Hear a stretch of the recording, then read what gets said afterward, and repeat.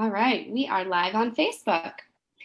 Hello, everyone, and welcome. Thank you for tuning in to our second live Chart-o-thon event. We are so lucky to have 4 of our amazing certified specialists with us today to share their wisdom.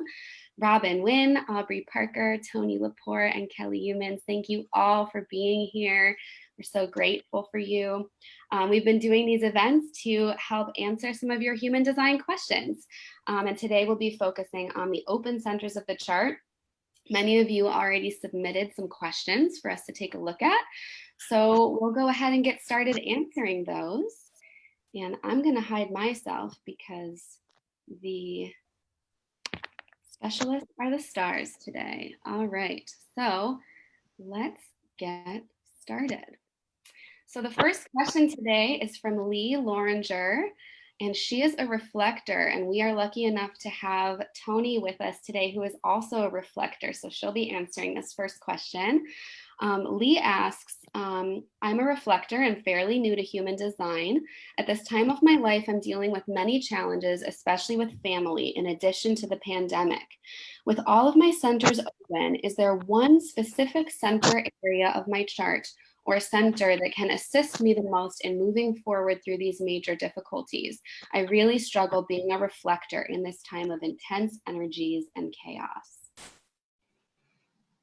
Hi, Lee. I can totally relate. Thank you for your question. Yeah, it is really tough. And what I do in this day is just try to stay off the news and stay out of drama. That's actually a rule I have in life, is no drama. So you might want to take yourself for a walk or go read a book and stay out of your family's space. And I find that the emotional solar plexus and the sense of being a screen and not a sponge, and letting the waves of people's energies and their emotional waves go through you, and not to take it all in like a sponge. So easier said than done sometimes. And the other thing is that you're highly empathic. So that is the other thing with the screen and the sponge, is just make sure that, ask that energy is yours. Is it mine? And if it's not, say you were just happy in a room by yourself reading a book, and then all of a sudden you feel this great emotion that isn't yours, it probably isn't yours. So stay calm and just know when it's yours and let it go through you, and just appreciate what others are going through, but you don't have to take it on. Thank you so much, Tony. All right, the next question will go to Robin. So Robin Rim asks, I would like to know how to work best with my open head center. In decision making, for example, I find it hard to decipher a clear way forward with all these thoughts in my head, pulling in all directions. I do use my sacral responses, taking into account my emotional wave, but I'm not sure how to totally detach from a head-based opinion. Wow. Well, first of all, you have a really powerful chart with all those, 8 of your centers defined. So that open head is a big deal for you. And we put in with there too, the fact that you've got the 24 and the 43, 23. So you have a lot of mental activity. You're designed to have mental activity. So we're not trying to get rid of your mental activity. We want to look at, and you pointed to it really beautifully, that the decision making doesn't come from the head at all. It comes from the sacral. So the open head it's open to everything. It's receiving everything. So you want that openness. You want that. You want all of that arising. You don't want to push that away. What you want to do is use your sacral to determine which one of those ideas or thoughts to follow. So I would invite you to make friends with your open head and your thoughts and your ideas, and become really curious about them, instead of thinking that they're a problem or something to stop or be rid of in some way.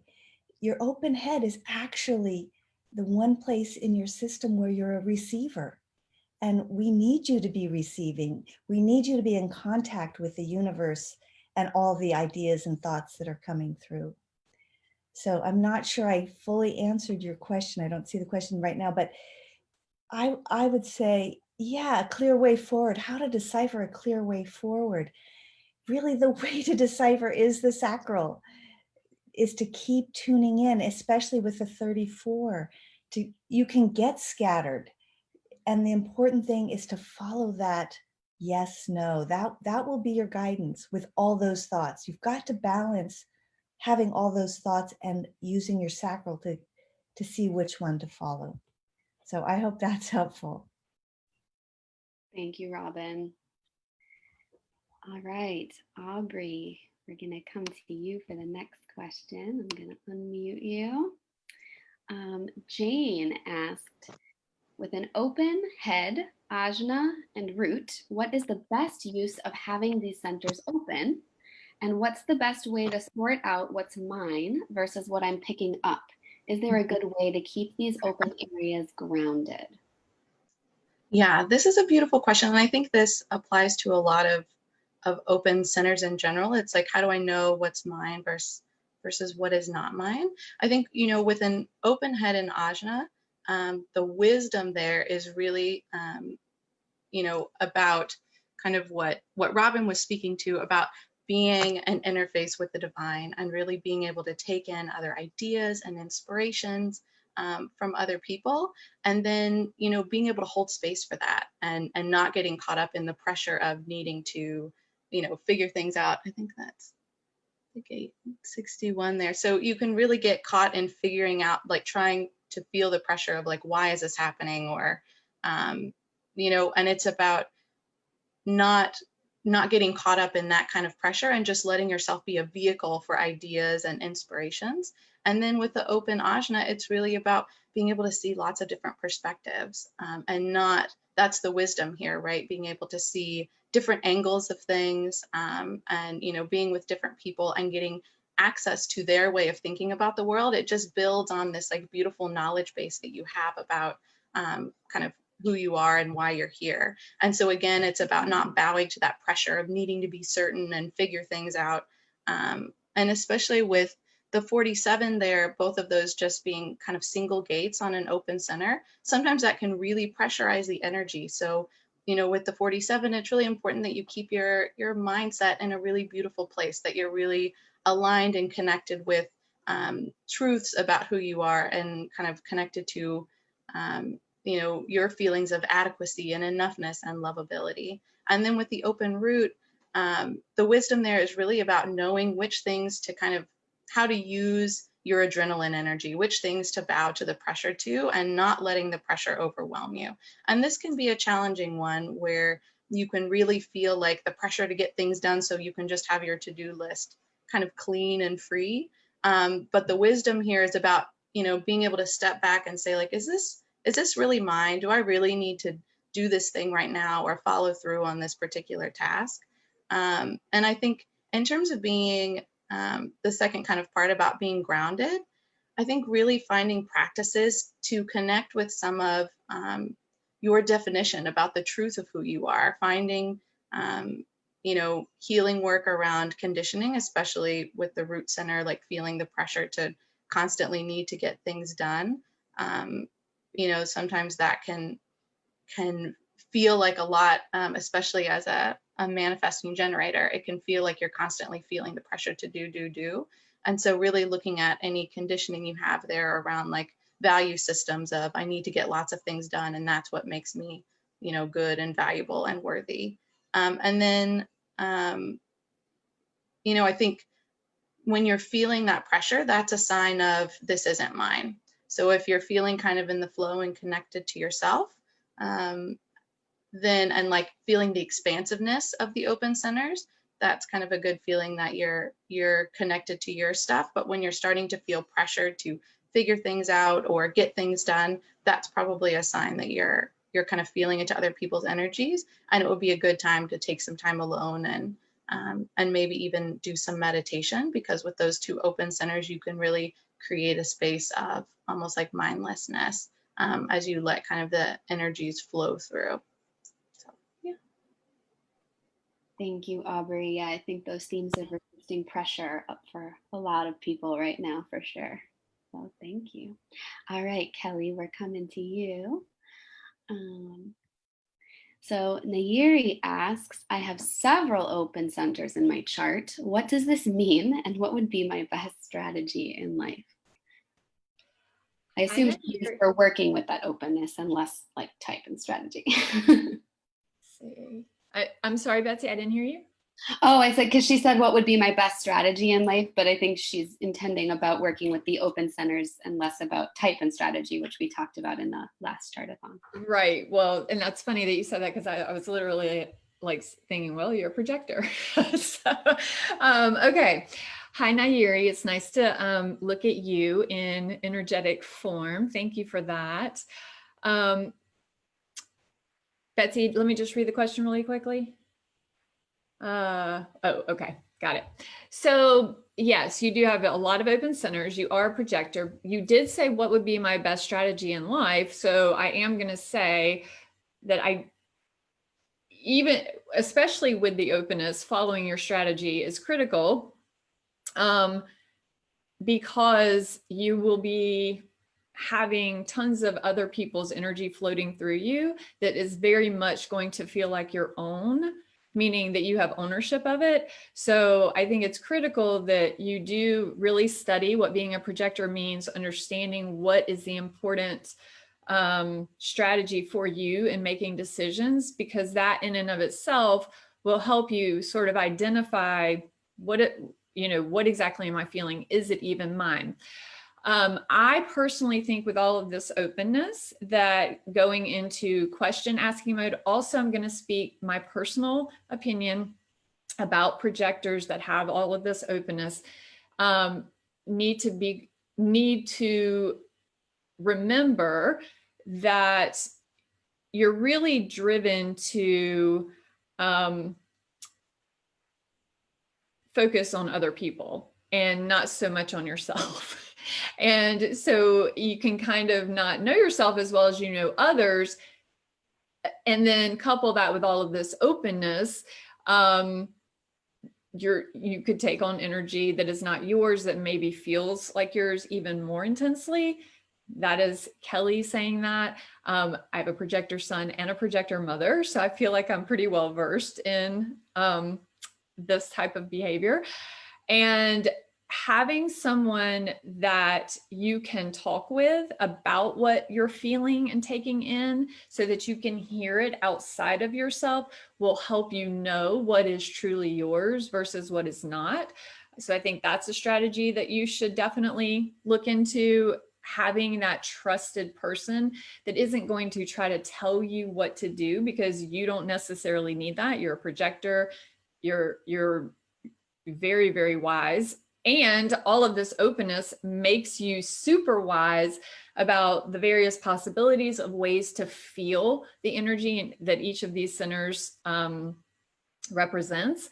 And so that would be my strategy recommendations for you. Find that trusted person that isn't going to listen to you and then try and tell you what you need to do, but so that you can hear yourself say out loud what you're feeling and thinking. And then of course, always remember you're a projector. And so the big important decisions in life, the where you work, the home you live in, and who you marry need to be invitational. I hope that was helpful. Thank you, Kelly. All right. Tony, we'll pop back over to you for Jill's question. She says she's in her 50s and she's worked a corporate analytical job all her life. She's currently unemployed and looking for another corporate job to make money to retire. While she has some gifts to offer in the corporate world, she's a massage therapist and a social worker and interested in energy healing and has lots of other interests. She likes being in nature and making pottery and is never bored. She's lived alone all her life. She wants to move out of the area where she's lived her whole life but isn't sure where to go and for what reason, and she's feeling directionless. What can you tell her about her open centers to help her find clarity on how to feel fulfilled and what she could be doing to live into her highest potential? She's a projector and has learned that she needs to wait for an invitation on these big questions. Hi, Jill. Yeah, first of all, if we look at your open head, which is really designed to put questions out to the universe and also feel in others' inspirations and ideas, and just know that sometimes they're not coming from you, but from outside of you. So if you're looking at changing up your life, you might want to just put those questions out into the quantum field and ask, well, you know, what is right? How can I find out what's right for me next? Or where might be the right place for me to live? And that ties into your Open G identity center about, well, I can see you have the 10, which is all about really loving yourself first, wherever you are, but also finding the right place and the right people. And I can relate, your mom's aging and you want to be around her, but maybe in the meantime, you can just go when it's safe in these days and times, go on a road trip and see what place and what people might resonate with you, which might tie into a new career. It sounds like you're almost like a manifesting generator with all these different multitasking things going on, but you have many, many options, which is great. Or you could even be an armchair traveler. There's tons of great websites out there that can show you where to live and start doing the research from home. And maybe your mom could even help you, or you know, you can put some questions to her. Of course, your type, being a projector, that's kind of a big decision, is moving and career. So you might want to just wait for an invitation too after you put those questions out to the universe. Wait and see what comes back and who invites you, because that might just clinch it. And then, oh my gosh, you have so much openness. So your will center, I think in addition with the 10, in your G center and your open will is about what's truly valuable to you in life, and also valuing yourself and what's going to make you happy, and not anybody else but you. So, and gosh, there's so much here, so much openness that you're going to take in and amplify from others. Even heading down to a coffee shop and maybe soaking up some energy of others and getting some more ideas and inspiration. So, but make sure you take care of yourself, love yourself, rest when and know when enough is enough, and set realistic goals for yourself, because your open route is going to want the to-do list and you'll never want to get anything or rest and relax till you get it all done. But you're going to have to just ask, okay, what is really important? Does this have to get done right now? What would be the worst that would happen if this doesn't get done right now? So trust in divine timing and be patient. I love that. I don't think I've ever heard the phrase armchair traveler before, but I'm taking that now. It's fantastic. And I love the idea of going on a road trip and feeling different places as well, because exactly what you were saying, you know, with that open G center, feeling right place, right people. Such a great idea. Thank you, Tony, so much. It's great. All right, Robin. Elaine asks, is there a relationship between my open centers at the throat and the G that is related to knowing what questions to ask when it comes to getting my needs met?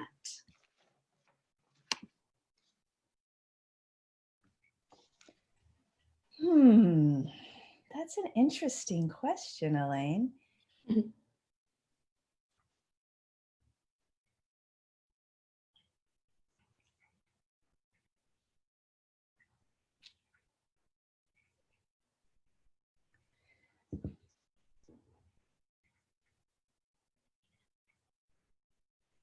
Knowing what questions to ask. So when I look at your head, actually, is where I go first, and I see that you have the channel, the right brain channel of downloads. I guess I'm wondering if you know what your needs are, first of all, and where you're going to kind of understand what your needs are. There's something I'm not quite getting here. What I know for myself with my open G and open throat is that, so where I'm getting tripped up, is it, do you know your needs? Or is it a question of knowing how to ask what question? Because with the open throat, it can be hard to have your needs heard, right? You speak them and nobody hears them. So that's one challenge. Unless it's a conundrum. Having an open throat, I think, is a bit of a conundrum, especially around needs, because you can speak your needs and they're not heard. So that's one challenge. And then what needs to speak, what questions to ask. One thing I know I do sometimes is I say, are you open to having me ask you a question? I have some needs. Are you open to hearing them? Sometimes that will create a bridge to people to listen. If the issue is, are they listening or not? With the open G, there can be a challenge of not feeling like, at least again, for me, with an open G, that my needs, that I have needs, I know what my needs are. There can be a question of, do I deserve to have my needs met? With the question of lovability, do I love myself enough to ask for what I need? That can be an issue with the open G. Mm-hmm. So I can feel the conundrum here for you. What I want to say is, first of all, that, you know, your needs matter. To be clear on that, that when you're solid in your knowing and trusting that you're valuable and that you're lovable and that your needs matter, then we can begin to look at how to go about getting those needs met. Thank you, Robin. Yeah. And I think you really said something about do you feel lovable enough to ask for what you need also, and to speak up and to tap into that? That really resonated for me. Thank you. Beautiful. All right. This person did not submit a chart, but they did submit a question. I hope I pronounce this right, if it's Rio. So we'll go to Aubrey for this question. Rio has 3 open centers: the ego or will center, the spleen, and the root. And they're wondering if you can give a brief description of what that means. Specifically, they're wondering about the open will. Sure. So I think, to go through each one, we'll start with the open root. So, for all these energies, there's kind of a high expression when you feel like you're really in the flow, and then there can be kind of a lower expression where you feel like maybe some of your conditioning, or you feel a little more like pressure or stuckness. And with the root center, that can feel like a pressure to get things done, to have this long to-do list, and like as soon as you get everything done, then you'll be free of this pressure and everything will feel good. But right, the trouble is that the list is never done, and we constantly have more things in our lives piling up, and so it can feel like this endless pressure. And the other thing about the root to keep in mind is that then it puts pressure on everything else in the chart when it's open. And so, kind of leaning into the wisdom and the beauty in this center is really kind of figuring out how to leverage your energy and really starting to ask the question, like, is this pressure mine? Do I really need to bow to this pressure? Will it serve me to kind of push and push and push myself and not take a rest? Especially because as a collective, I think we really, it's like we kind of celebrate that adrenaline energy, and we fuel up on coffee all the time and we go really hard. It's like taking a step back from that and figuring out like, what role does that play in your life?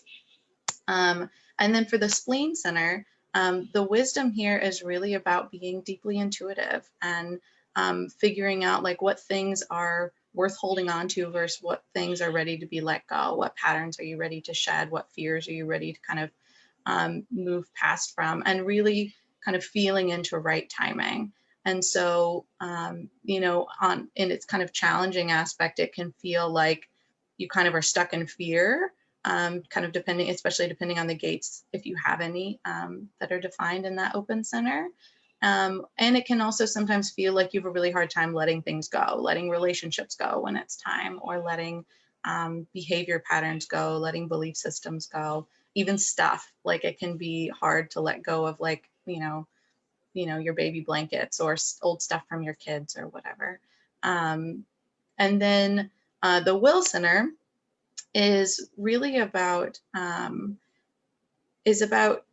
really being wise about what's valuable in life, your own value, as well as the value of your resources, the people in your life, the things you have. It's like what really is makes meaning in your life and what doesn't. And so kind of on the challenging aspect, it can feel, especially with the open root, like a pressure to prove yourself, a pressure to prove your value and your worthiness, and to push until you burn out, just so you can prove like I'm enough, I have enough, or, you know, I like who I am is enough. So this one, it's really about constantly being in check about your own sense of value and worthiness. Do you feel like you inherently are enough because you exist, because you are a divine kind of, you're a spark of the divine, because you're here.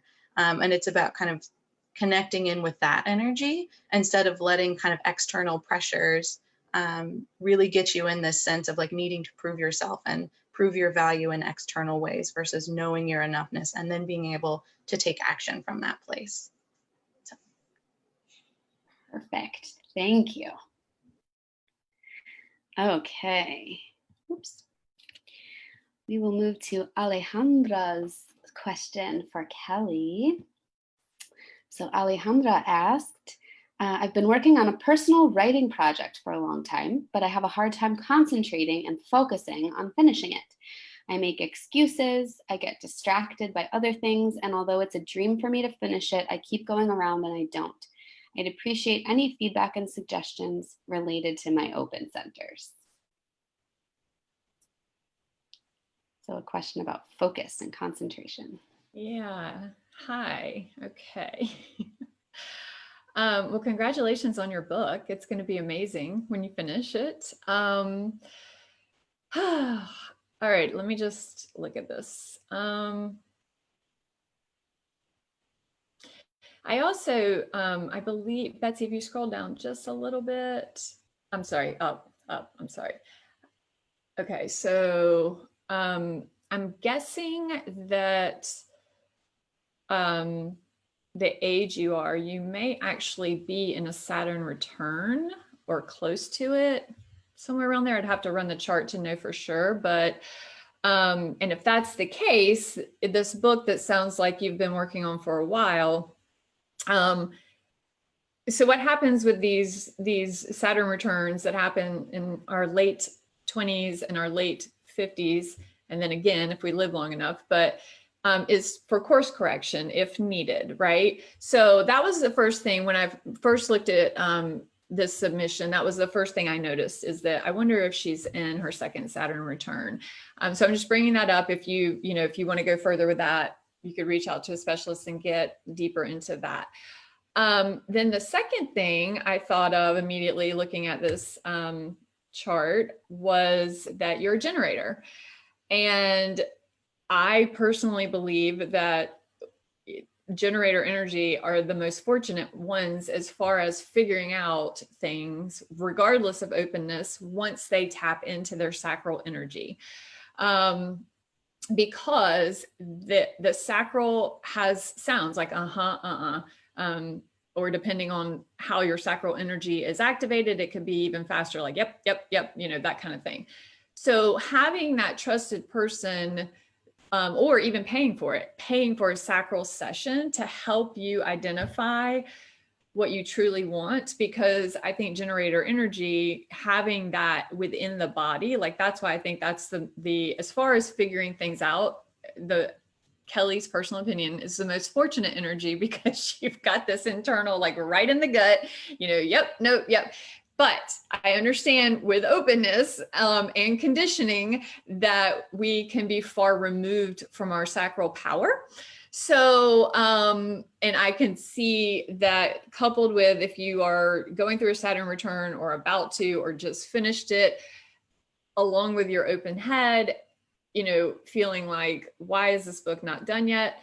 That could be, you know, an issue. So my first recommendation would be that you either have an official sacral sound, a sacral session, and pose this question to your human design person that you decide to have that sacral session with, and ask, you know, very pointed yes, no questions. Have them ask you those yes, no questions, and they'll know how to help you tune in to find your actual sacral energy. Okay.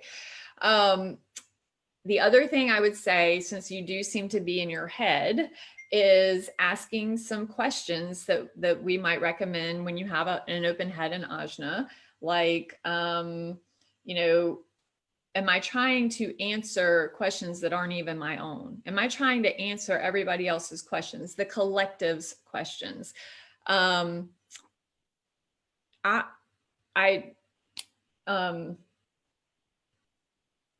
I know that seems, I mean, I know telling someone that with an open head, they're just like, what? So I want to be really helpful. First and foremost, getting in tune with your sacral will answer everything. The yes, no. Secondly, really, and I would journal on it, like, and just write, you know, at the top of the journal, you know, am I under pressure trying to answer everyone else's questions? Because what's happening, whether you think they're everyone else's or not, the questions are floating through you because you're open in your head and your ajna, all the way down to your sacral. You're open. So you're having all of this energy float through you. We are in the year of disruption in 2020. Everybody has questions. And so you're absorbing all of that. And you may, in fact, if you are in your second Saturn return, be in a planetary shift of your own, just because of your chronological age. So, my recommendation is have a sacral session, get really in tune with your sacral, and the answers will come to you that will, and then, you know, you'll wait for something to respond to. Always take action in response. That is what is correct for you, and that's what you need to do. So if you think it and then start doing action, you've entered into it incorrectly, right? So, and maybe even with your writing, maybe you've put pressure on yourself, like, I need to sit down and write this amount of words at this time every day. And it doesn't feel good, and you can't finish because it was entered into in the wrong energetic, with the wrong energy to begin with. So when you're sitting down and writing, should come from an inspiration versus what you think should be happening. I hope that's helpful. Betsy, I know you wanted us to keep it at 2 to 3 minutes, so I'm trying. Thanks, Kelly. Yeah, and I think as you brought up the open head and ajna too, you know, sometimes that open ajna can have trouble holding on to one thought or idea, and can have a tendency to multidimensionalize and things like that. So that can sometimes impact focus as well, as far as the open centers. So, and you were on it about the Saturn return. Looks like they're 60 years old. So yeah, very cool. All right, Tony, we're coming back to you for Alex's question. Alex has a completely open head with no activations, and they feel like their life has been difficult in terms of knowing who they are. They've been confused and unsure of pretty much everything, they say. They're trying to experiment with everything, but it feels like they never get confirmation or clarity. So they're wondering how they can get clarity in a head that has none on anything. And what's really bugging them is finding the right work. And they're a generator, so that set off some good energies for them. Hi, Alex. Yeah, it's great to be a generator because you have lots of energy, sacral energy for work. And yeah, it is about finding that right work that you become a master at.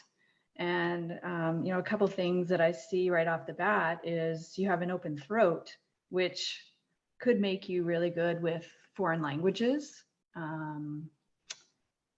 Maybe being a translator or a voice mimic of some kind. And the other thing is you have an open ajna that makes you really good at seeing many sides to an issue. And also you can be very intellectual. So in your open head, you might want to just put those questions out to the universe and say, what is my right career? What could I do that best suits me? And wait for those answers to come back for you to respond to.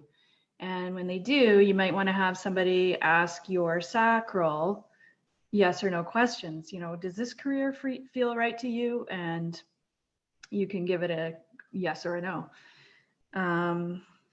But you also have an open will center, which means that you are,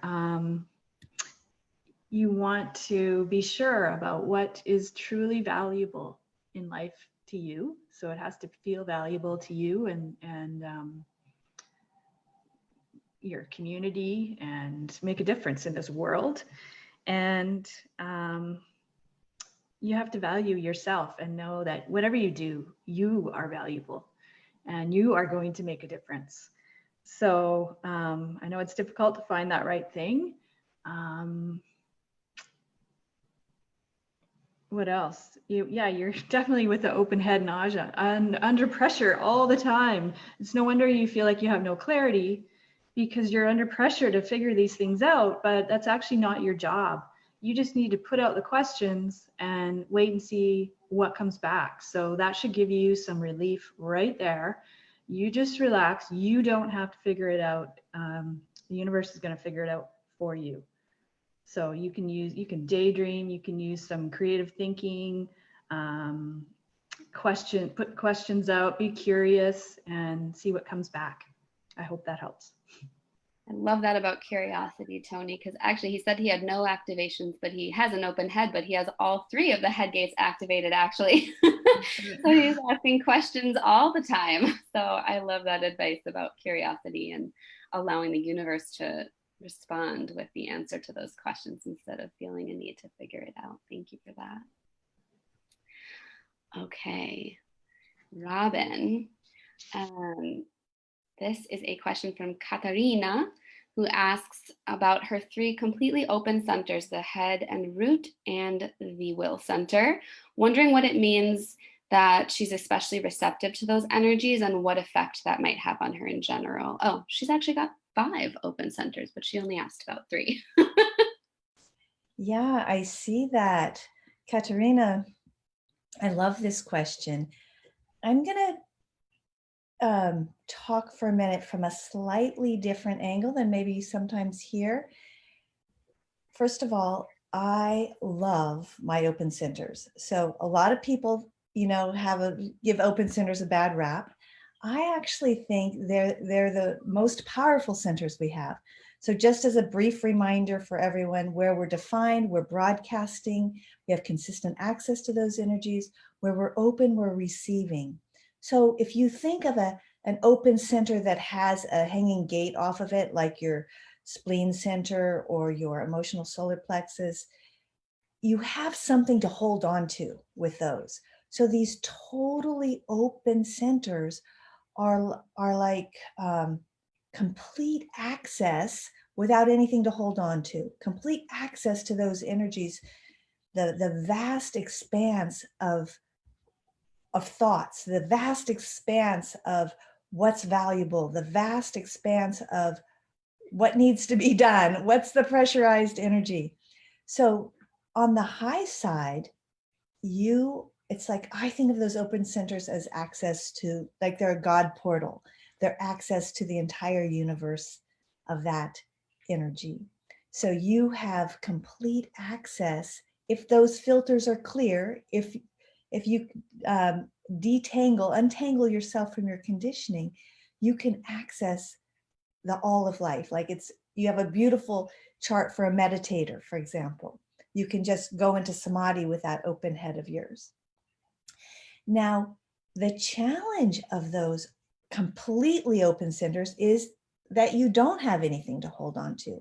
So you're going to have to rely on some of either your definition to support you, like you've got these beautiful love gates, your self-love, being ground on your self-loving as you go into curiosity about your open head and open thoughts. You're going to have to find a different way to ground. We all do with our open centers, because we can't ground on our definition, but you especially need to ground, say, with your open head, on the space within which the thoughts arise. With your open will, to ground on value itself, the is of life, that we all have value. And then from there, be curious about what people value, what you value, step into the openness of value. And with your open root, this can be quite scattering. The challenge there, it can be very scattering. And again, if you can open with that completely open root into all, like all that needs to be done, and all the vitality of the universe just humming, waiting to step into action, to sit in that place of hum of that root center without feeling like you actually have to let the arrow go. You can sit in that exquisite tension, if you want to say it that way. So they are more challenging, actually, the totally open centers, but I also feel like there's more possibility with them to surrender and open. And you have the channel of surrender. So you can do this. You can ground and do the work that I think of them as spiritual paths, each one of those open centers. So you have the genius channel to look at that very clearly. And yeah, I think you have a lovely path ahead with those open centers. So enjoy your open centers. I hope that's helpful. Thank you, Robin. I love your perspective on the open centers. Thank you so much for sharing that. All right, Aubrey, this next question is for you from Debbie. And she asks, after several decades as an OR nurse, she left her career, and during her recovery learned about human design. She reinvented herself as a portrait artist and discovered that she's very good at it. Her challenge is a resistance to committing to anything to market herself. And with the open root and head, she just feels pressure combined with overwhelm from being so empathic. And she's wondering what strengths she can draw on to be open to responding to opportunities. Beautiful. Yeah, Debbie, I can really see with all of your openness, kind of piggybacking off of what Robin was talking about, is that it makes sense that you would be really good at portrait photography, because when you're with someone else, you really can capture the truth of who they are with your open G, and you can really connect to what's valuable to them and their inspirations and how they communicate and their emotional sense. And so I think that is beautiful that you found that. And I think it also makes sense that with so much openness, it can feel really hard to put yourself out there with an open throat. Sometimes you can feel like, you've been talking or telling people about what you do and they just don't hear you, because the energy there is kind of what you mentioned, I think at the end of your question. It's like, you need to be recognized and invited. You need someone else to see you to be able to share, vocally what kind of the work that you're doing and your inspirations and your marketing. And the same with the open G. Sometimes that can feel like, the combination there can feel like you're invisible. And then with the pressurized centers of the open head and the open root, it can just feel like a pressure to really be seen, or a pressure to have people really understand you, or, through your marketing efforts, almost as a validation. So that's one thing I would just be careful of is, marketing can really just be an expression of who you are and sharing your gifts with the world, versus needing it to be a reflection of your value or your worthiness, kind of with some of these open centers. The other thing I might say, with having the open G and the open throat, something that might be helpful is, because you may have struggles in kind of talking about yourself in a way that feels authentic or a way that feels really aligned to who you are, getting some really good friends and just kind of having some time where you talk about with them who you are and what you do in a way that feels like no pressure.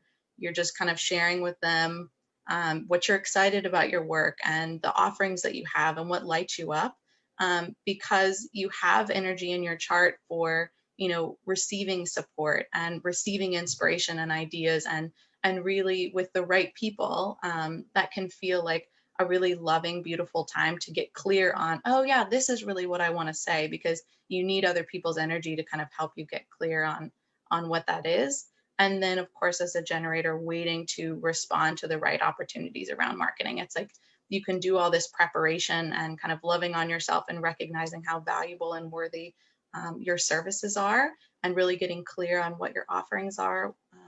And then it's about waiting for something to respond to in terms of the timing for when it's time to like put something out there.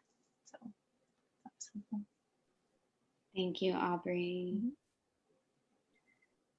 Okay, coming to Kelly for Ineki. She did not submit a chart, it looks like. So her question is about the G center, which is open with no activations. She says her whole life she's been searching for direction and for purpose, but doesn't really know what she wants.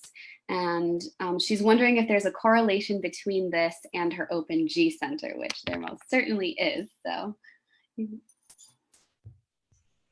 Hi. So yes, I mean, like it's like textbook with the open G. It's our identity center, which I will talk about since I do have 2 minutes. I love the G. I have it open as well, like completely open. But I do want to talk about what types of things what types of energy rest in the G center, because when it's completely open or undefined, either way, you're picking up on, you know, everyone else's identity. It's floating through you. So who you're with is very, very important. Where you are is very, very important. For example, I can speak to this. Before I knew about human design, my father was a federal agent and we had to move. I live in the southern part of the United States of America.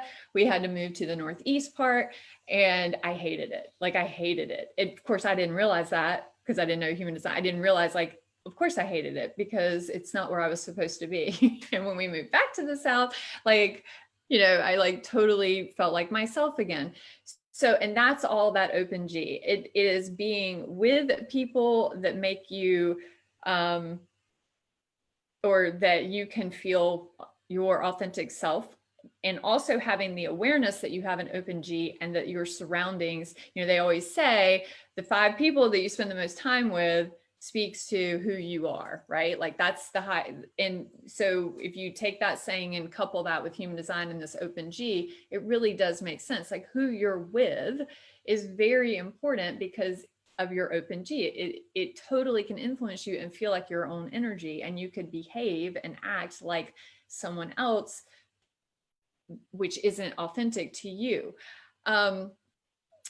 So back to the energies that live in the G, there's self-expression, there's forgiveness, like you tell your own story. The self-expression is, I am this. Well, when it's open, you may or may not, you are, you know, whoever you're around basically, or wherever you are. Also that lives in the energy that lives in the G is our spirit. Like I trust source. I trust that I'm a part of source. I trust that because I have this divine light in me, like I am worthy, right? Vitality, like I embody my spirit. I allow people to support me. I am supported. I share. There's you know, I share me in my authentic self. I love myself. I love myself for who I am at my most authentic self, and I'm not afraid to show it to the world. And then lastly, I decide and I choose. So all of that energy is in the G center. And when it's open, all of that is, you know, that means it's floating through you. So the confusion, to me, this was like a textbook question that you've already identified. Hey, does this mean something? Like, does this G being open have anything to do with, you know, the fact that I don't know what my purpose is? Yes, it does. The other thing that, of course, I can't see your chart, but you said you have emotional authority. So are you in tune with your emotional wave? And if not, then that is going to be critical. So how do you deal with the open G center? You're paying attention to who, when you feel lit up and like super excited and like, oh my God, I feel like I am just on top of the world, pay attention to who you're with or where you are. Like, because that probably has something to do with it. Earlier it was mentioned to, what was it, Betsy, the the armchair traveler. Armchair traveling. Right. So that, you know, all of that advice pertains to you with this open G. And so how you deal with it is think of all of those energies I just told you that reside in there, and think about questions, you know, that you could ask, like, or even affirmations, you know, for like that speak to your identity. Affirmations, you know, I am beautiful and compassionate and loving and giving, and I, you know, live as my most authentic self. So come up with affirmations on all of those energies that I mentioned that live in the G center. Pay attention to who you are with and where you are. When you're feeling completely in alignment and super energetic and really happy, that's when you're in alignment. Pay attention to who you're around, what you're doing, and where you are. That's great. Thank you. All right. Our next question is from, I don't know if it's Stephen or Stefan. I apologize if I'm mispronouncing your name. This question will go to Tony. So he asks, how do you identify which open center is most affecting your performance, and how do you go about recognizing this and affecting change? I feel like this is a similar question to the first one you answered, although different open centers this time. Yeah. Hi, Stephen or Stefan. Yeah, you have a lot of openness being a projector, and your themes are success or bitterness. So I guess you could know if you're feeling some bitterness somewhere, like for example, in your head, and you have to know why, the pressure to know why. And if you feel like you're not getting the answer and you feel bitter about that, you know that you might have to focus somewhere there. And don't have to know why. You don't have to know why. And I've said it before, put those questions out to the universe and see what comes back to you. But you're 61, that's going to give you that pressure to know why.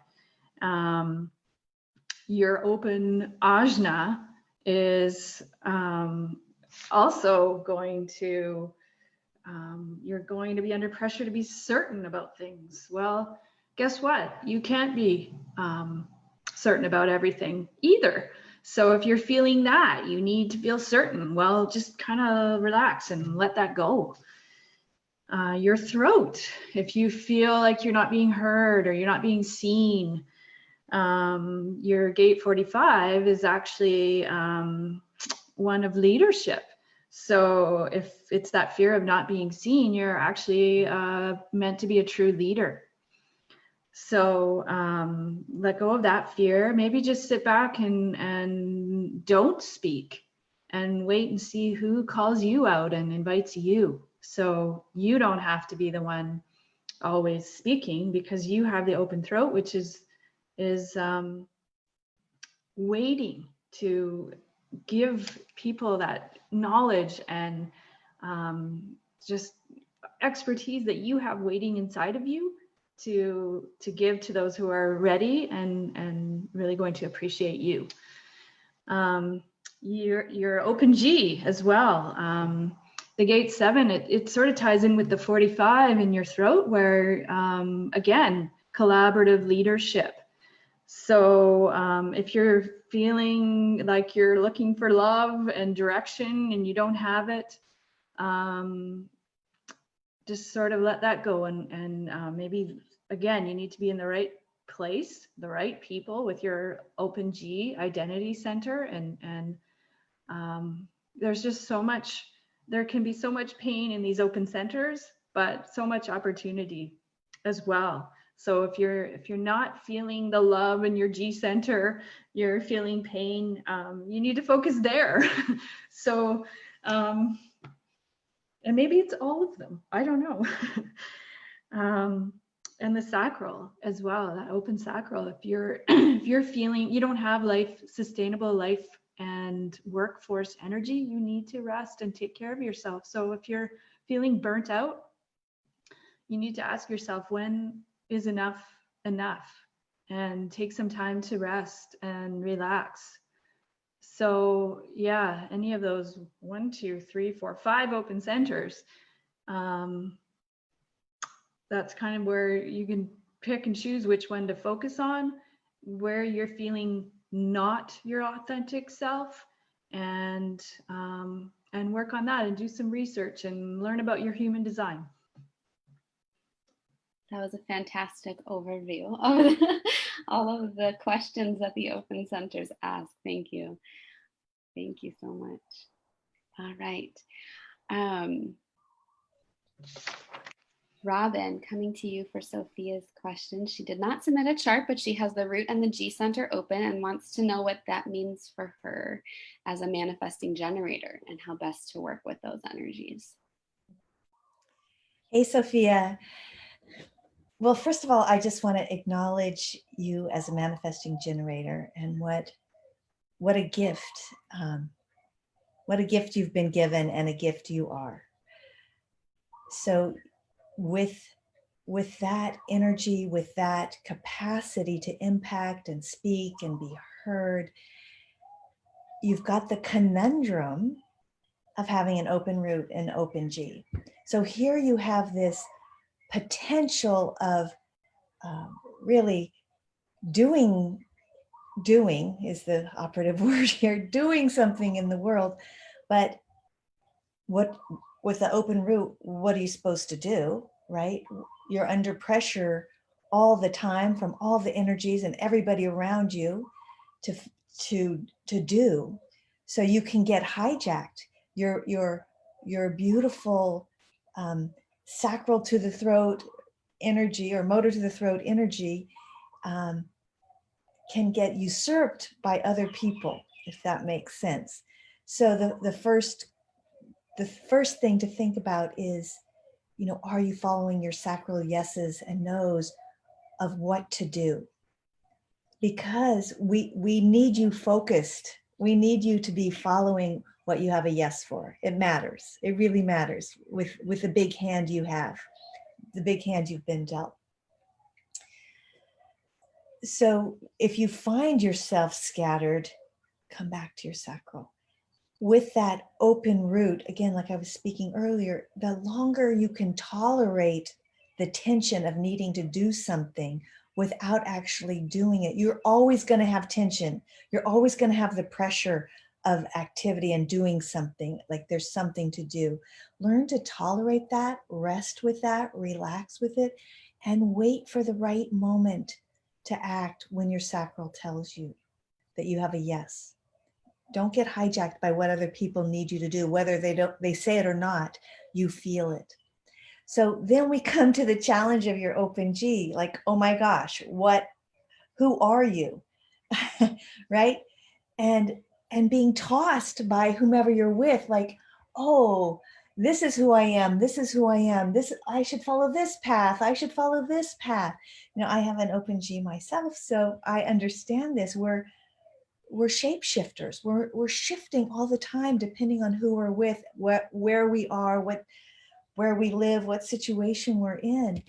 So how do you stabilize that? How do you stabilize that? How do you stabilize that and move forward with a direction that you have a yes for? Oh, sorry about that. There you go. How do you stabilize that? So the first thing to know is you don't have a specific role or identity. You're never going to have any ground in any role, whether it's a parent, whether it's a writer, whether it's a spouse. Any job you have, any role you play is just that. It's not the ground that you stand on. The ground that you stand on is knowing yourself. It's deeply spiritual, I think, knowing yourself as love, knowing yourself as love itself. From there, you're free to follow your sacral and see in any moment which direction to go, what thing to follow, because you're here to taste all of life. It's like an actor or an actress trying on a role in life and fully entering it, but never becoming that. So that's a beginning conversation. I'd have to look at your whole chart to really be able to say more, but you're going to want to ground on your sacral, and you're going to want to open to the all of you. So I hope that's helpful. Open to the all of you. I feel like that needs to be printed on a some kind of art and hung on my wall. Thank you, Robin. You're welcome. All right. We have Deborah's question next for Aubrey. So Deborah's wondering, she's in a flux of what to do next for work and going back to a business role or starting a practice in the healing arts. She had a career in selling human capital services and is now learning to heal with energy. That is quite a turnaround. Any guidance is most appreciated in working with her open centers.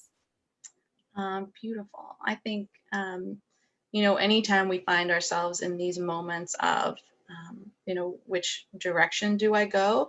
Our open centers can really kind of show up in big ways, like especially for you having that completely open head, as we've talked about before. You can feel really inspired by a lot of different things, and you can kind of feel into the energies of kind of from the quantum field of what are all the possibilities and what is it that that's possible for you in your life. And I think that, again, as we've also talked about, relying on your strategy in terms of the actual decision making is key. So as a projector, it's really about sitting with these things, doing stuff that lights you up in the meantime, getting curious about where you want to put your energy, and then really trusting, especially with the open spleen, trusting in that divine timing, trusting that when the timing's right for you to make the decision or do the thing, you'll get recognized. There will be an invitation. And in the meantime, it's about kind of exploring what lights you up. The other things I would say are just to be watchful for the pressure, again, with the open head and the open root. That does put kind of an intense pressure to figure things out, to get things done. And then with the other open centers, it can make you feel like with the open will, like you need to prove yourself, or with the sacral, sometimes, it can be like pushing with energy you don't have and lead to burnout. So that would be something maybe to think about in your last job, really contemplate, like, was I burning myself out? Was I doing this as a way to prove my value? And kind of reflecting on some of that can help clear some of the energies that may have been built up over the course of kind of this last phase career-wise for you. And then also on the open spleen, I noticed that you have the gate 32. And so you want to watch out for fear of failure, feeling like, you either need to push to make things happen, or not, like being paralyzed, like I'm not going to try anything because I'm afraid it might not work out. And so again, really kind of taking a deep breath and letting yourself feel into that divine timing and trusting in something greater than yourself, because when you let yourself get into that flow and get clear on your own worthiness, your own value, and kind of holding space for the energy of what's next, then you're more in alignment and able to kind of bring in that next invitation to let you know which direction is right for you. And then the last thing I would say, it's kind of popping out at me, is that you have the channel 1-8, which is really about, your purpose and in this lifetime is to be who you are, just authentically to own who you are, love who you are, and express that. And especially as a 6-line profile, your career and whatever job you do is beautiful and kind of supports your purpose, but really your life purpose is to be you and let other people experience the beauty that you are. And so, if that can kind of take some of that pressure off, just recognizing like me just showing up every day, me at, on a Zoom call, or me kind of with my kids or talking to a friend or whatever, just me showing up, that's enough. And that's actually kind of fulfilling the deeper kind of piece of my purpose. And then whatever other things kind of come in and you're invited into is just kind of another area where you can express that beauty of who you are. Amen to that. Thank you. All right. Another Katerina. Perfect. Kelly, this one's for you. She's wondering if the undefined centers in her chart support her as working as an intuitive healer or generally as being a quote unquote translator. So interesting. She's wondering if she can rely on the open centers because she knows that in general, she doesn't have the ability to like create her own energy from those centers. Okay, so isn't it interesting, you guys, that she used the word translator and she has an open throat? Yeah. So the long and the short of it is, yes, you can most definitely translate, like literally language, for people, like languages. I believe that also was discussed earlier. And so I know you're asking us about your openness. Okay, so your question was, is there anything in the chart that would support this decision of yours of being an intuitive healer? So yes, first of all, you have an open emotional solar plexus. And so that is your gift in being able to truly feel and embody everybody, like whatever, the whole collective or the individual that you're with. And then especially if they have definition in this emotional solar plexus, remember they would be projecting that emotion out, and then yours is open, so you're receiving that. And the gift is your natural empath. You have an open emotional solar plexus. I have talked about this earlier on this live, in that I think generator energy is such a gift, which you have. And so any questions that you have, you've got the gift of the yes, no, right? Like you've got this, you can do this sacral session. I know some people might not really understand what that is. If somebody had said that to me, I would be like, what is that? But you have within your body the ability to decide exactly what is right for you. In answer to your question about the openness in your chart, you're a natural healer, you're a natural empath. So yes, that openness is very helpful for your specific question in taking, transitioning your career to that way. What we've all talked about is that your generator energy, so it's important that you are doing that in response to something. So you have this open head, and we've already discussed the importance, and Ajna, and we've discussed the importance of the gift in that is that you have all the questions. So ask them, put them out into the universe and ask them, and then wait and see what shows up so that your sacral can respond. That feels good. Don't want to do that. Right. So you really have, I mean, I'm sitting here looking at you in energy form. I'm like, what a gift, because of what's, what you're asking. If the openness is a gift for transitioning you into into a healer. And I think absolutely yes. And then in the fact that you use the word translator, I love that you have an open throat. I don't know if you've already studied that, and so you chose that word, having some knowledge of human design, but I love it. So as a generator with an open throat, I've also discussed this before, it's important to be able to have someone that is going to allow you the honor of just letting you talk, right? in obviously giving you something to respond to in order to make this decision of this transition. Even though I hope you're getting confirmation, you've put that question out to the universe, you come on here and we're looking at you in energy form, and we're like, oh yes, you're a natural healer, you're empathic, and you absolutely, not only can you translate what others are feeling and back to them, right? Like, because if you're healing them, they're coming to you because they're trying to figure things out. And so you're going to be able to feel what they're feeling and then put it, and then put into words and translate to them what that is, because of the experience that you've had in life with this open throat, and how you are able to, even talk like other people and express, what do we say about the open throat? You could be a great, like they do impersonations. And I know that's not necessarily exactly what you're asking, but it's the same concept, that translation. So remember, the openness in the head and ajna is not where decisions should be made from. That is your gift of putting the questions out there, so that where your gift is with the sacral, that you have something to respond to. And then you're a natural healer. And obviously, again, you're empathic, you have an open emotional solar plexus. I hope that was helpful. Thank you, Kelly. All right. And then actually, I think you had wanted to answer Anna's question as well. So we'll just. It's okay though. Since you're doing it like this, it's fine. All right. Okay. Tony, would you like to answer Anna's question next? She has 7 out of 9 centers open and wonders how to manage or leverage her energy with so much openness. For the next one. Say what?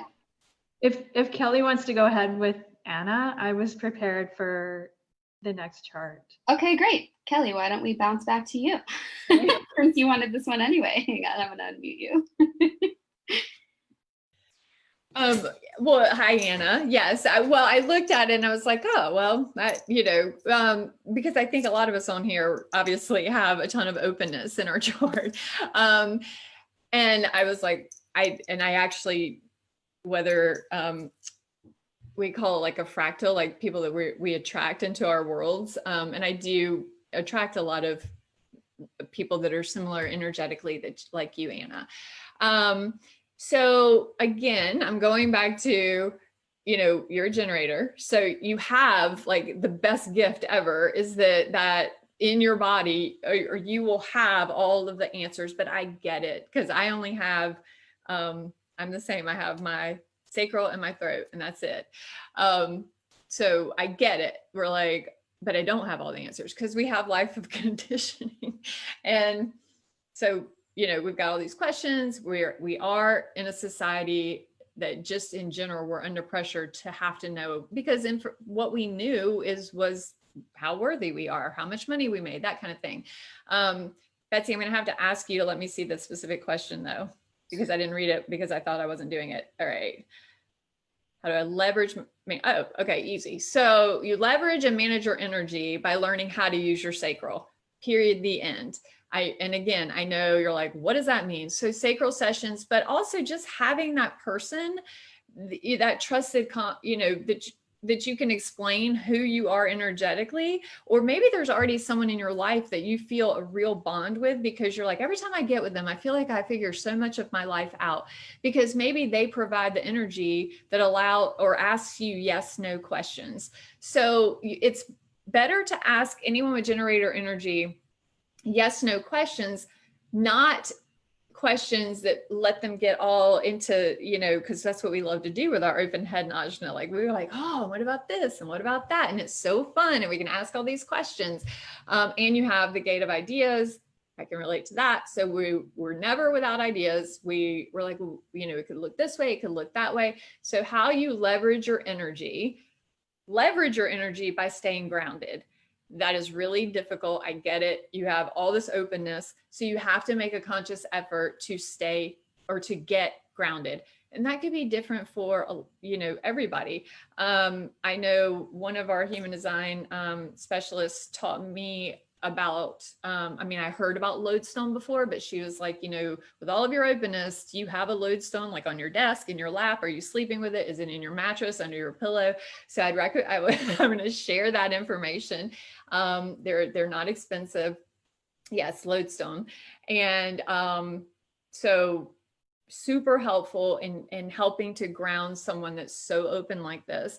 Always remembering, you've got to be asking the questions that we've discussed on this whole live, questions for each of the centers.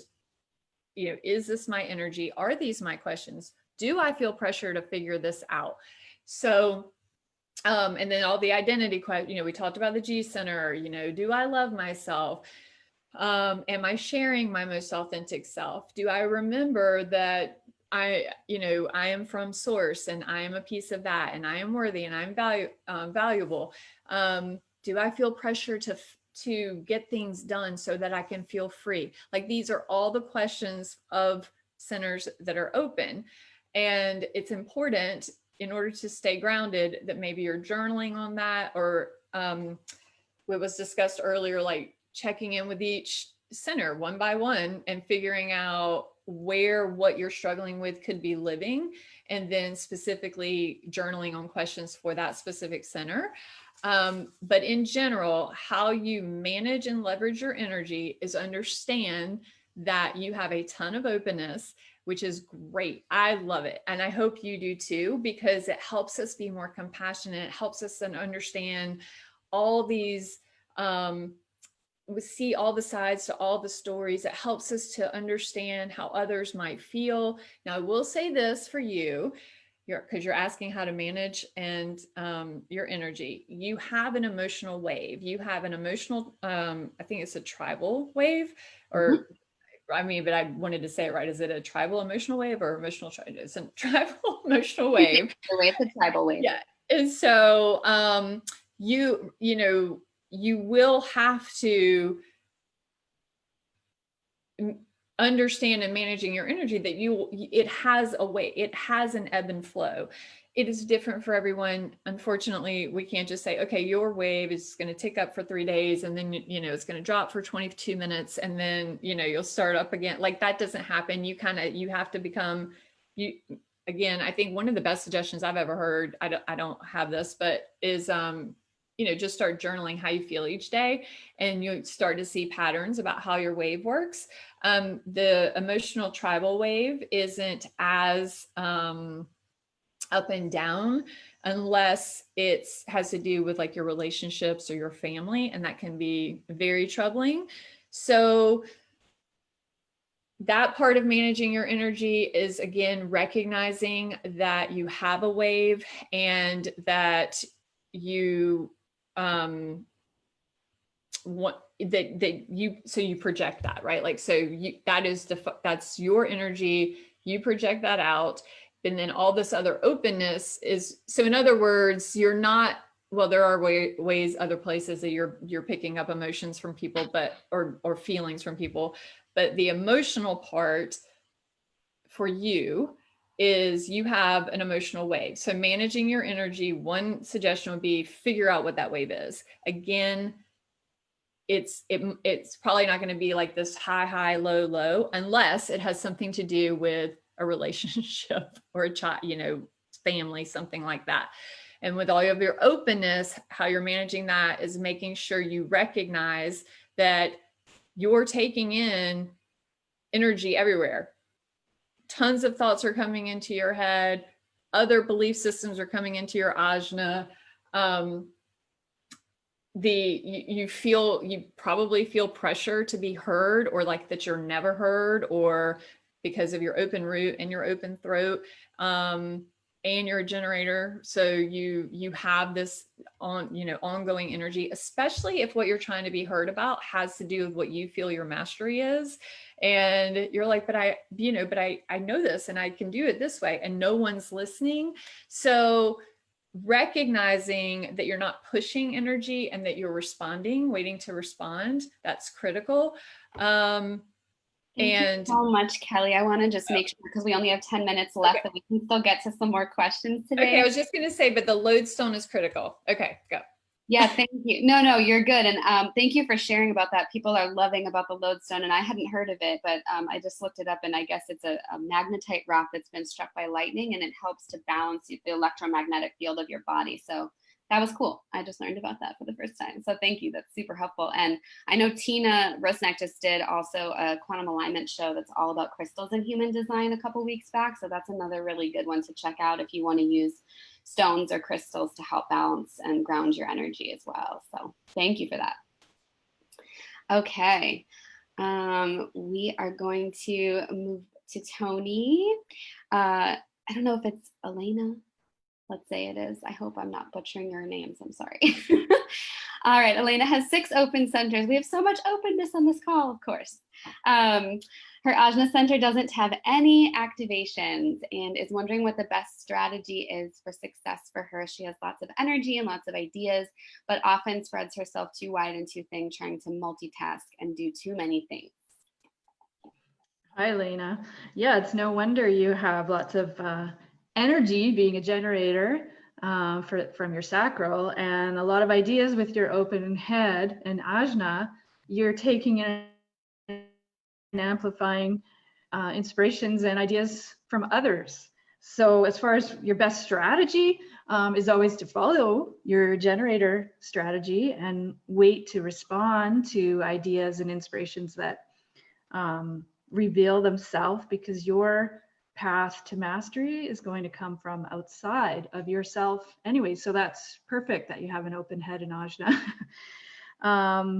You can always ask, put the question out, where should I focus my mastery? And instead of feeling overwhelmed and spreading yourself too thin, and see what answers come back for you. And also, you, like with your open will, you need to really decide what is truly important, where to focus your unlimited, sustainable sacral energy. What's important to you, and in this, what's valuable in life. So the other part of that is that because your solar plexus is open and you're not emotionally defined, so you don't have to wait through those emotional waves that Kelly talked about to make a decision. You can actually make a decision right in the moment. And again, you can have somebody ask your sacral yes or no questions, and then you can say or does that resonate with me? And your open root as well, you could just ask or ask yourself, you know, what would be the worst thing that would happen if I didn't get all these things done right now? And, you know, make a to-do list and go, okay, what if that doesn't get done? What's the worst that could happen? Well, probably not much. So your open root is it's pressuring you to get all these things done, but you might find that you could go take a nice walk instead, and make sure you take care of yourself. Perfect. Thank you so much. All right, we probably have time for a couple more, so I'm going to move to Robin. All right. Carissa has the open head, ajna, and solar plexus open and wants to know what that means for her and how to work and show up in life with these open centers. Yes. Hi, Carissa. I just want to say I've never seen a chart like this before. It's amazing, your circuitry and your network. It's like you have, these are like pathways, and you've got a network, a network to support you that's incredible. So you have a lot of a ground and support for yourself in the world. So then you have these 3 open centers, and 2 of them are completely open, right? And one of them has one gate, one hanging gate. So that's where you're going to be, I spoke about this earlier, you're going to be receiving life. Now, the tendency is for us with those open centers, the ego doesn't like that openness. So it grabs hold of other people's thoughts, ideas with the open head, or feelings with the open emotional center, to try to have some ground. It would rather have something, even if it doesn't feel good, than to have that openness, because the openness is threatening to the ego. So with your open centers, the invitation is to allow them to not feel like you have to be with that open head, that you have to have consistent thoughts or ideas. Maybe your head is tossed in the wind. You have all this ground and your head is tossed in the wind with this idea or this idea, depending on who you're with, what you're taking in and amplifying. So for one, to welcome that openness, welcome that with your open ajna, you're not designed to process things in a consistent way. Maybe sometimes you process things through your intuition or through your heart or through your gut center. So to be open to the variety of ways you might navigate life, because this openness is your gift, along with the ground, the beautiful ground and stability you have. I sometimes think, especially of that open ajna, like when you're driving a car, if you hold onto the steering wheel too tight, you hit the bumps, and you know, it's not a good thing. But if you hold loosely, so with these open centers, to hold loosely so you can navigate what's coming. And with your open emotional solar plexus, to be really wise about what you're feeling and is it yours? And maybe even take the inquiry for a while of, what if this is not mine? What if whatever feeling arises, just the first thought is curiosity about who's feeling this? Who's feeling this feeling? And allow that feeling. People have talked about the screen door. Allow the feelings to wash through you rather than grabbing hold of any particular feeling. Again, I think of each of these open centers that they have we could call it a God stability potential. Like with that open emotional solar plexus, it's as if the emotions are waves on top of the water, but beneath that is the ocean, this kind of dynamic stillness, this bliss. In spiritual teachings, they call it maybe bliss emptiness. Like you have the capacity to stabilize on a kind of bliss that doesn't have emotional waves that are washing all over the place. So how do you show up? How do you work and show up with these open centers? You welcome them and you embrace them, and you open to the places in you that are variable, that are shifting, that aren't stable in the way the rest of your experience of yourself is stable. And I just want to add one thing, because your sun is in the gate 15, which is the gate of extreme. So you're designed to be extreme and to be self-loving when your earth is in 10. So to be self-loving in your openness, that will support any extremes you experience in your life. You have an amazing chart. Everybody does, but I just love to spend a lot of time talking to you. But I know other people want to talk, but I hope that helps. Thank you so much, Robin. All right, we are technically at the end of our time, but I'd like to just do one more question, if you all don't mind staying just a couple of extra moments. And Aubrey, this last one will be for you. Oh my, that's a long question. Okay, hang on one second. They didn't submit a chart either, so we'll just read the question. Wanting to learn more about how the energy works with the open centers and the wisdom of the open centers. It sounds like they have a open centers in the lower part of their chart, the root, the spleen, the sacral, and the will. And they feel a lot of tension building in that lower part of their body, in their throat, in their neck, and in their heart. And that during quarantine, it sounds like she has loved the calm and quiet of quarantine and the lack of stress, and no, she says, no generator buzz going around. And that immediately after the lockdown and after the holidays, she felt an enormous tension building up in her body again. And she thinks it's especially the root that she's feeling, the open root. She'd love to learn how to let go of this tension and let her body know if it's hers or not, and be able to relax again. So she's wondering specifically about the wisdom of the open root.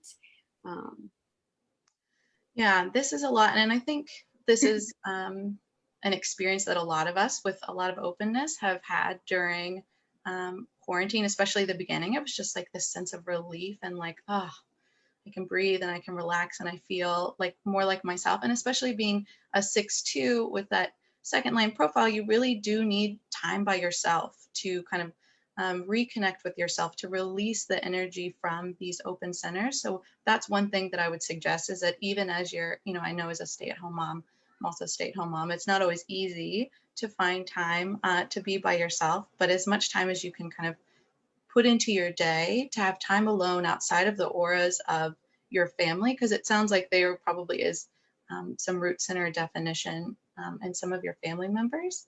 And the wisdom of the open root, which is the piece that you're kind of most feeling, it sounds like, is about realizing, what is this pressure, and is it real, and is it mine? So getting yourself into a space, especially when you're alone, and just reflecting on, like, was this mine? Was this something that was ever meant for me? And the other piece of that is communication can be really helpful. And just, being honest and talking with your partner or even your daughter about, like, look, I'm feeling like you really need this from me, or you're really like wanting me to do this thing. Like, can we talk about that? Because sometimes, especially with an open root, it can actually be just perceived pressure. The other person can be like, whoa, I didn't actually need that from you at all. Or I was just expressing my opinion. It didn't actually have anything that I like needed or pressure kind of sent in your direction. So sometimes just having a more open communication and everyone knowing their energy to kind of bring some ownership there. So that's something I would also suggest. And without seeing the rest of your chart, I might also suggest, if you're feeling a lot of tension in your body, doing some sort of body work, massage or something, to kind of help relieve some of these tensions and get the energy in your physical body moving. Because, as we do work mentally, emotionally, spiritually, sometimes we have to catch up our body. And if we're still physically holding these tension and this energy, then it can kind of put out of balance all the other work that we're doing in these other areas. The other piece that I might say is also just kind of tapping into the wisdom in your other open centers. So the wisdom of the sacral, about just really feeling into the flow of life, trusting that, you have the support you need, you have things that you need, and kind of leveraging the energy around you. So when it feels good, be around these people and get some of that, not your daughter, but maybe your partner, like feeling into their definition, and using that instead of feeling like it's bombarding you, bringing some more awareness and saying, you know what, right now I'm just going to play with the, like, taking in that energy and amplifying it and using it as a way to kind of reconnect and kind of connect in. I'm getting also being a manifester with your internal nonverbal creative flow that's like constantly going. Sometimes when we feel bombarded through our openness, when we feel like we don't have awareness and we aren't being present with the energies that we're taking in, it can kind of block our flow. And so bringing more awareness to the pressures that you're feeling, and let's see, what other ones did you have open? Oh, the spleen, any fears that you're feeling or not trusting in right timing, and getting that time alone to really reflect on what's true for you and getting in touch with your own kind of flow so you can come back with more renewed energy. So I hope that helps, Judith. Beautiful. Thank you so much. Thank you to everyone for joining. It's always hard to get to all of the questions in one session. So thank you all for being here with us today. And I want to give just an opportunity for each of our panelists to let you know where you can find them if you're interested in a reading or any other services with them. So Aubrey, you're already unmuted. So I don't know if you want to go ahead and start and let people know where they can find you. Yes, you can find out more about the work that I do at my website, which is aubreyparker.com. And, you know, the work that I do really integrates mind, body, spirit, and at the base of it has healing. So I do physical healing work, working with the body and kind of releasing old stories and past traumas and kind of held, stuck emotions. Which also then, as we're able to kind of reclaim and rewrite our story about who we are using human design, helps kind of balance and liberate our energies. And I also have an open G, and I feel like the wisdom there, I really offer something that I call soul mirroring. So I feel like when I'm in sessions with people and really in relationship with other people, I can experience the truth of who you are and reflect that back so that you can see kind of the beauty and the value and the divine, beautiful spark that you are, and help you kind of find a pathway to healing and fully living into that space. So if you're interested, I'd love to hear from you. Thank you, Aubrey. And Robin, you're next on my screen, so I'm going to go to you next. Thank you so much. This is such an honor to be here. Yeah, I am an author of Understanding Your Clients Through Human Design. And I've just put the link to a free copy of my book in the Zoom chat, and I'll put it in the Facebook as well. I train coaches and therapists to use human design in their practices. And yeah, I just think this is a real gift. Human design is a real gift that it's time for everybody to understand themselves and use it to know who they are and shine.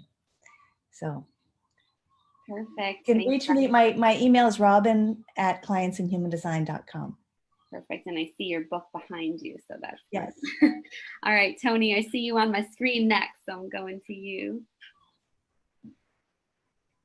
Yeah, I by trade am an accountant. I work in business. I work with a lot of businesses, small and medium, to get their business set up, to make sure that the people in their business are working in the right jobs, or to help people look at themselves in their own business and make sure that they're working their energy properly.